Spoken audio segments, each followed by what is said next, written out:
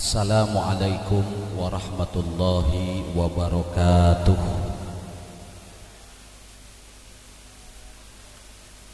Alhamdulillahi rabbil alamin. Wabihi nasta'inu ala umurid dunya waddin. Sayyidina Muhammadin wa ala alihi wa ashabihi wa man tabi'ahum bi ihsanin ila yaumiddin. A'udzu billahi minasy syaithanir rajim. Bismillahirrahmanirrahim. Yarfa'illahu alladhina amanu minkum walladhina utul ilma darajat. Shadaqallahul adzim wa shadaqa rasuluhun nabiyul habibul karim wa nahnu ala dzalika minasyahidin wa syakirin walhamdulillahi rabbil alamin. Para kiai, para asatid, para guru, para imam-imam manakib, para tokoh, para koordinator manakib, aparatur pemerintah dan juga seluruh jamaah manakib yang dirahmati dan dicintai Allah Subhanahu wa taala.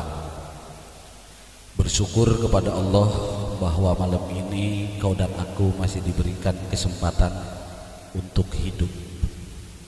Hidup apa mati nih? Ini yang di depan hidup apa mati? Tahu nggak cirinya orang hidup? Cirinya orang hidup tahu nggak? Punya semangat, punya keinginan. Punya keinginan nggak? Banyak. Berarti hidup. Alhamdulillah masih.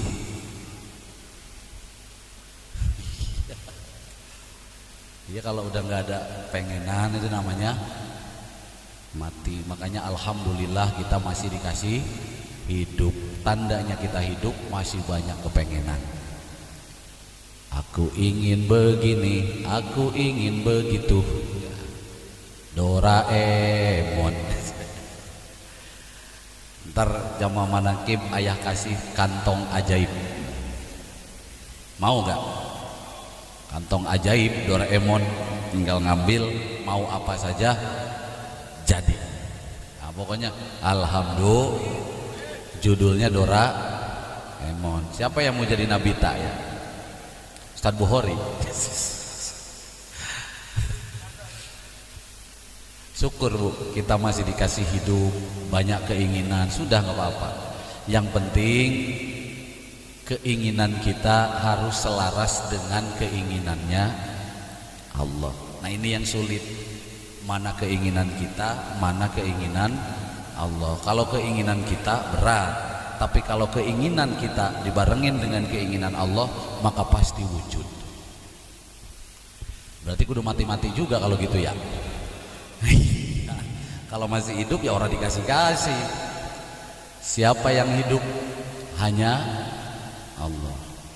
Tadi Pak Haji cerita, Pak Haji Solehan tuh di bawah cerita Pak Bowo. Saya mimpi katanya. Mimpi apa Pak Haji? Mimpi saya langit dan bumi ini ketutup semua sama Allah. Makanya karena ketutup nggak bisa kelihatan tuh Allah. Saking gedenya. Ya Pak Haji ya, itu ya. Mana Pak Haji? Nah. Jadi Allah yang hidup berarti ada yang menghidupkan. Iya kan? Saya nggak merasa ngasih makan rumput, enggak. Santri juga nggak merasa setiap hari ngurusin rumput. Tok tiba-tiba rumputnya juga tinggi sendiri, gede sendiri. Itu pohon juga kita juga nggak pernah ngerawat, toh hidup sampai sekarang. Nah buktinya pohon itu hidup, bukti rumput itu hidup karena ada yang maha hidup, yaitu Allah. Maka ketika keinginan dalam diri manusia masih hidup dirimu, maka sulit untuk mencapai kepada harapan yang kamu inginkan. Kecuali kau bunuh keinginanmu, ya.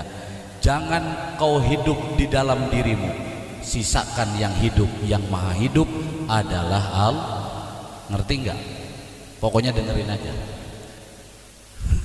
Ngerti nggak ngerti, yang penting dengerin. Hidup ini adalah perjalanan jamaah. Dari mana kita awal? dari setetes air mani. Betul nggak? Kullukum min Adam wa Adamu min turab. Sesungguhnya Allah menciptakan Adam dari apa? Dari tanah. Ini adalah asal usulnya manusia. Lalu disempurnakanlah manusia tersebut, dijadikan oleh Allah dengan diberi pikiran, dengan diberi akal, disempurnakan rupanya, ada kakinya, ada tangannya, ada matanya, disempurnakan. Tentunya kau dan aku diberi hidup karena Allah memiliki tujuan. Bener gak gitu? Ibu bikin anak punya tujuan gak, Bu? Ketika kita nikah, ingin sekali punya keluarga, ingin sekali punya keturunan. Kenapa? Karena orang tua punya tujuan. Dengan satu buah harapan, kelak anak akan bisa menjadi penerus kita sebagai orang tua, yang tentunya lebih baik dari kita orang tuanya. Kan gitu? Betul nggak gitu? Nah, Allah pun demikian. Kau diciptakan karena Allah memiliki tujuan kepadaku dan kepadamu. Apa tujuan Allah? Wa ma khalaqtul jinna wal insa illa liya'budun. Tidak aku ciptakan jin dan manusia, melainkan semua itu Allah ciptakan untuk mengabdi. Bukan ibadah, tapi ngabdi, ngaulo. Lalu bagaimana cara kita mengabdi kalau kita tidak mengerti dan tidak kenal dengan proses kenapa Allah menciptakan kita? Maka yang paling pertama, 13 tahun lamanya Rasulullah Shallallahu Alaihi Wasallam di kota Mekah berdakwah hanya mengenalkan Allah, akhlak dan betul gitu ya? 13 tahun lamanya Rasulullah dakwah di kota Mekah hanya menyampaikan risalah akhlak dan juga tentang iman. Betul nggak gitu? Tauhid. Akhlak kepada siapa? Ada dua akhlak yang harus dipegang oleh manusia. Yang pertama adalah vertikal, hablum minallah, urusan akhlakmu kepada Allah. Bagaimana caranya menunjukkan kita sebagai manusia berakhlak kepada Allah? Yang pertama, jalankan perintahnya. Yang kedua, jauhi larangannya. Yang ketiga, ridho dan rela di dalam takdir dan ketetapannya. Ini orang yang berakhlak. Maka kalau ada jamaah yang ngeluh, tidak terima dengan kondisi hidup, bahkan menyalahkan orang lain, berarti kita termasuk orang yang kurang berakhlak kepada Allah. Makanya innamal bu'istu liutammima makarimal akhlak. Tidak diutus baginda Nabi Muhammad sallallahu alaihi wasallam ke muka bumi melainkan untuk menyempurnakan akhlak. Maka kalau jamaah manakib memiliki akhlak, mulai saat ini ya tidak akan pernah bosan ayah mengingatkan, belajarlah hidup untuk nerimo apa yang menjadi ketetapan Allah. Siap? Siap? Nerima sudah. Gak usah menceritakan kesulitan kemana-mana, gak usah menceritakan masalah kemana-mana. Wong sudah ada yang bisa menampung itu semua. Allah telah menyediakan kantor untuk kita curhat. Bener gak? Di mana kantornya? Di setiap rumah juga ada, di setiap kampung ada. Musolah ada nggak di rumahnya? Di masjid ada nggak?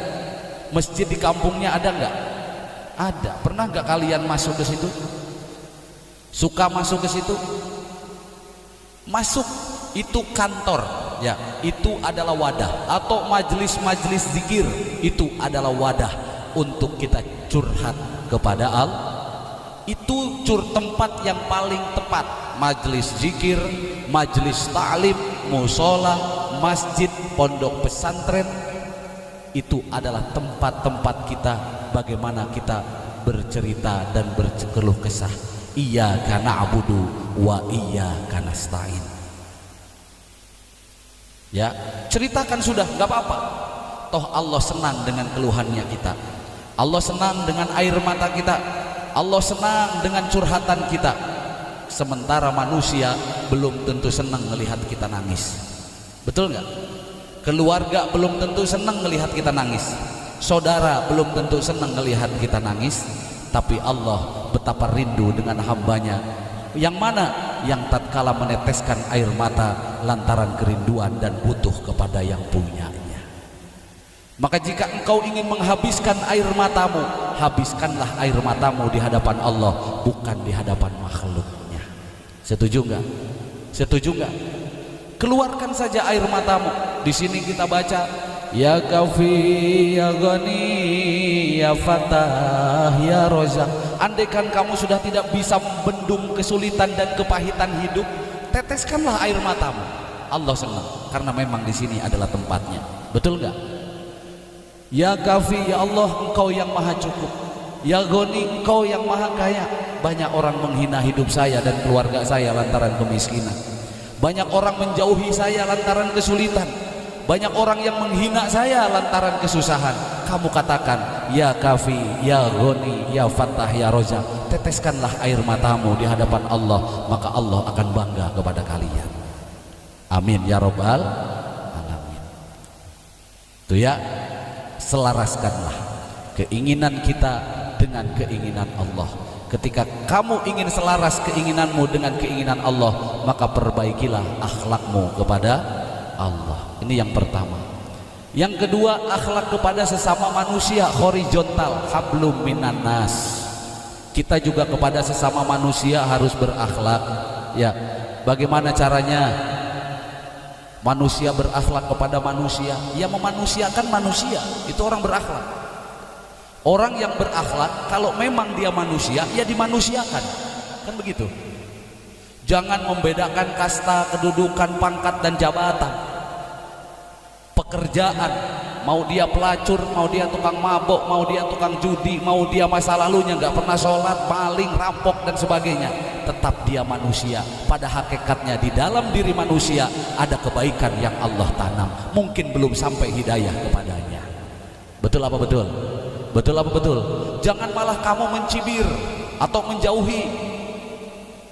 Makanya Jamaah Manaqib itu punya slogan, Bahrun bila sahil, lautan yang tak bertepi. Apa maksudnya? Ini loh, tampung siapa saja. Ketika kamu bersahabat jangan pilih-pilih. Ketika kamu berteman jangan berpilih-pilih. Oh ini mah orangnya nggak bener, oh ini mah nggak bagus, oh ini mah tukang judi, oh ini tukang mabuk. Yang penting tebalin keimanan kita supaya kita tidak terbawa oleh pengaruh yang lain. Betul nggak gitu? Pergaulannya nggak salah, sing penting keimanan kita yang harus ditoto. Mereka masih doyan minum. Andaikan iman kamu kuat, kamu tidak akan bisa ikut minum seperti orang lain. Jangan malah sebaliknya, jamaah sudah istiqomah manakiban setiap malam Senin datang ke sini. Alasannya demi menghormati persahabatan, ya ini salah. Bener nggak itu doyan namanya? Wah hidup kan harus solidaritas ya. Ya solidaritas yang mana? Ya enggak. Justru kalau bisa kita yang sudah hijrah, ya dari masa lalu yang tadinya tukang minum sekarang sudah nggak doyan minum lagi. Kalau ayah sih masih minum.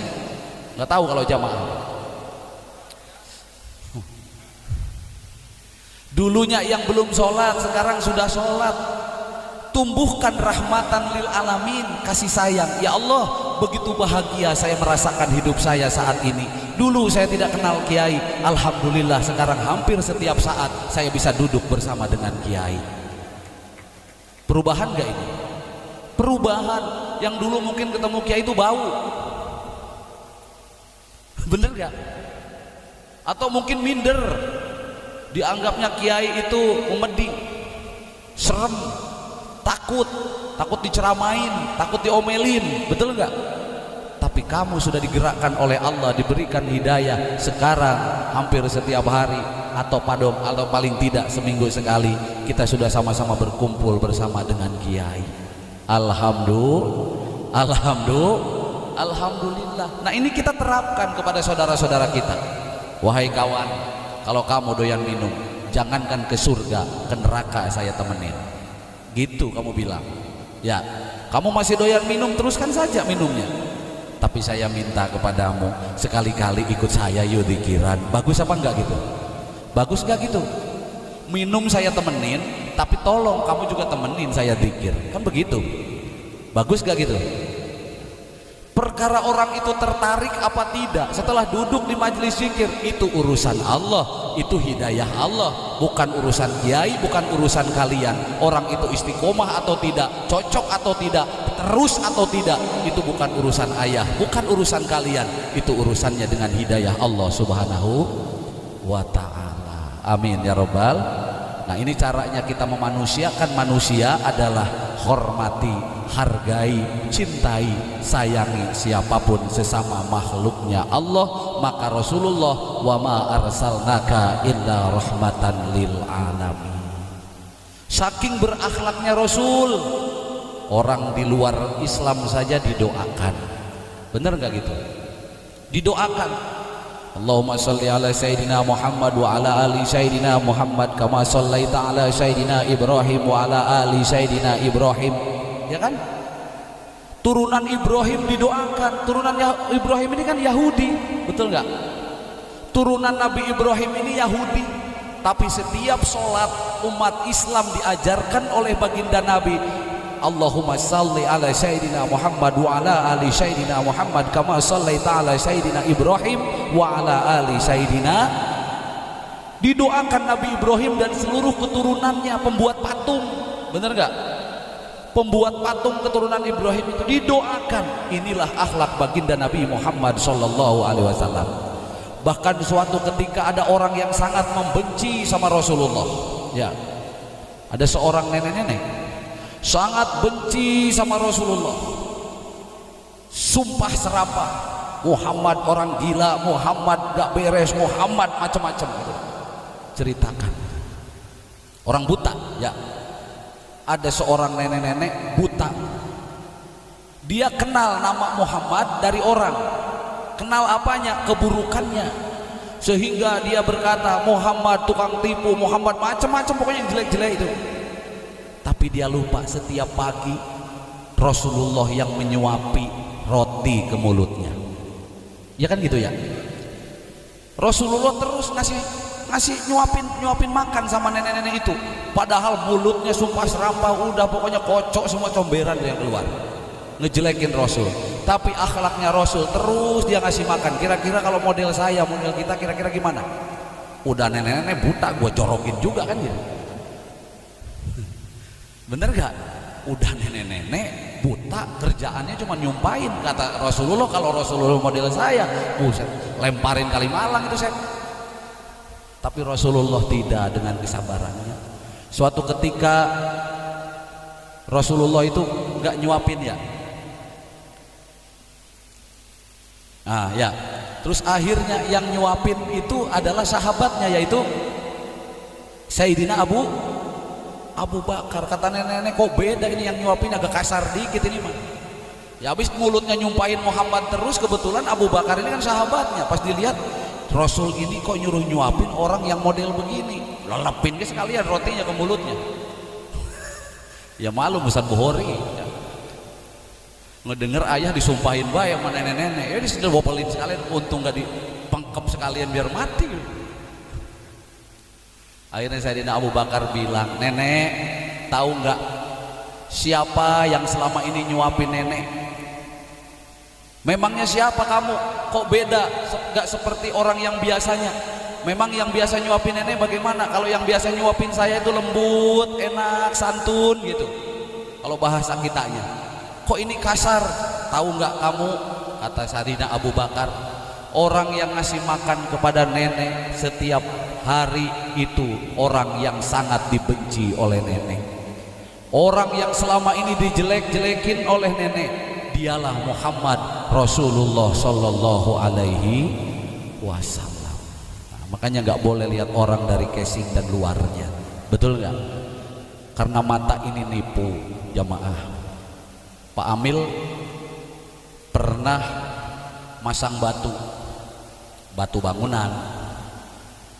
Kata ayah Pak Amil, jangan lupa timbang pakai air. Udah ya lempeng, nggak bisa Pak Amil. Mata kita tuh nipu.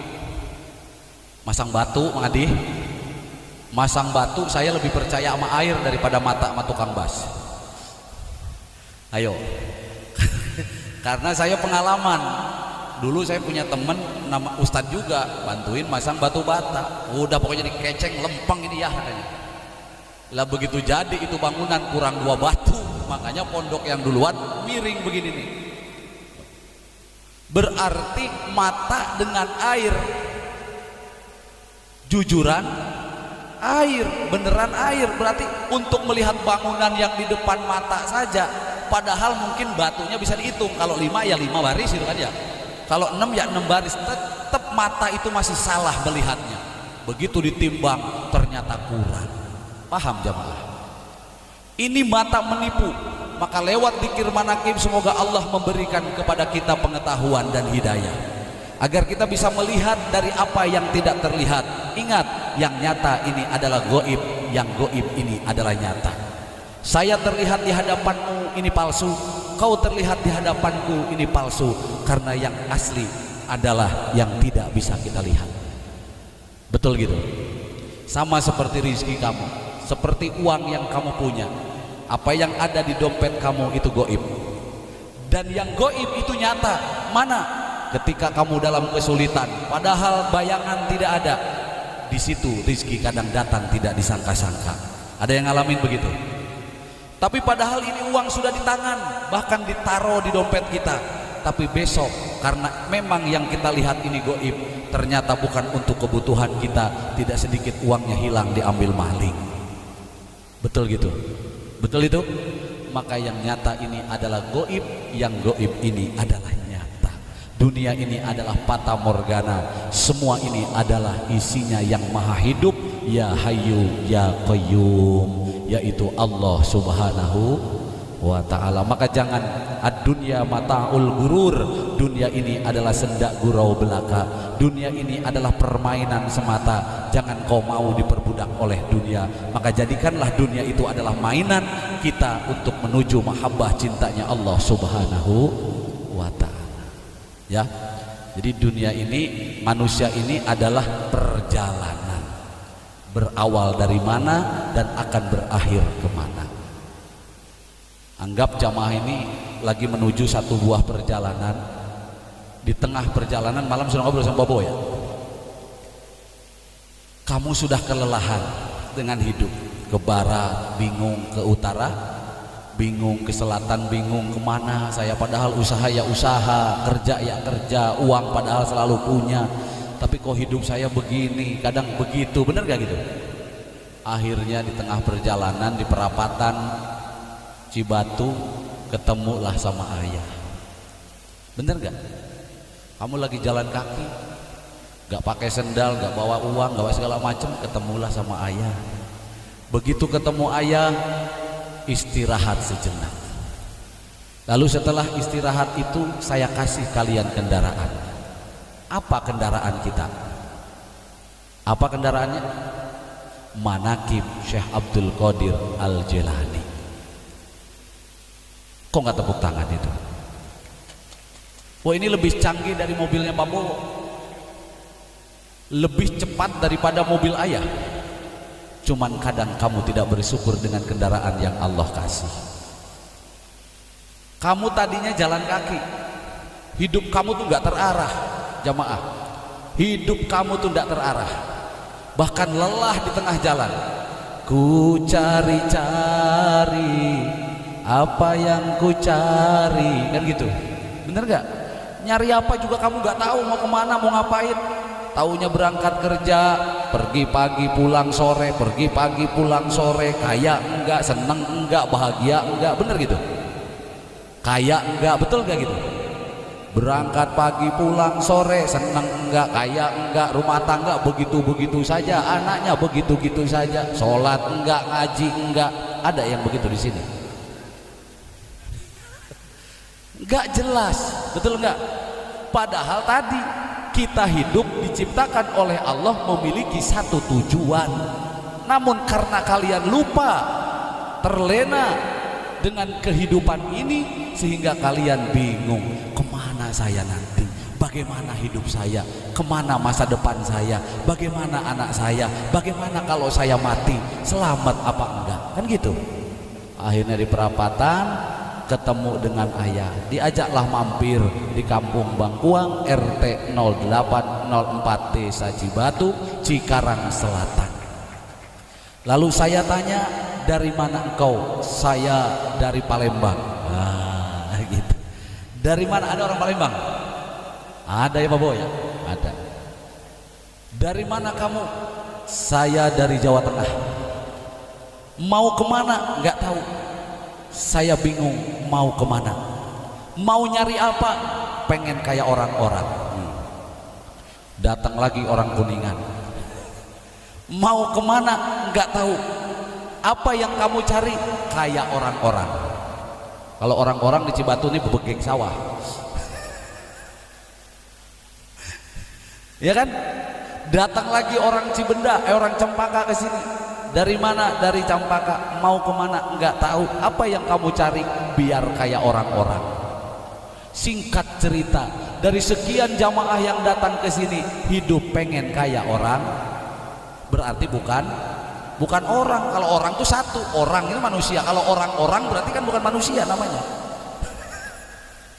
Manusia bukan Ibu. Masih pengen kayak orang-orang. Kalau masih pengen kayak orang-orang, kamu belum manusia, baru jalma. Tahu jalma? Kalau jalma itu bijil tina liang emak.